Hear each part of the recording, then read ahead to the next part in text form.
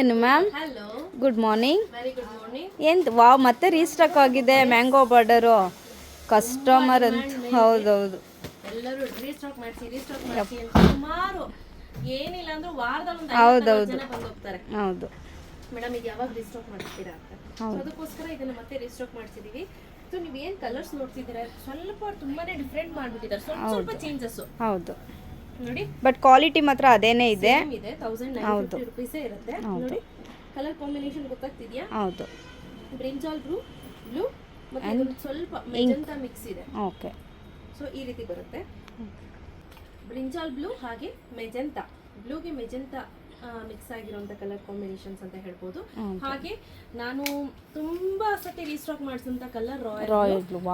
ನಲ್ಲಿ ಈ ಸತಿ lighter shade of royal blue ಮಾಡಿದ್ದಾರೆ. ಹೌದು, ರೆಡ್. ನೆಕ್ಸ್ಟ್ ಚೆರ್ರಿ ರೆಡ್ ತುಂಬಾ ಚೆನ್ನಾಗಿ ಕಾಣ್ತಿದೆ.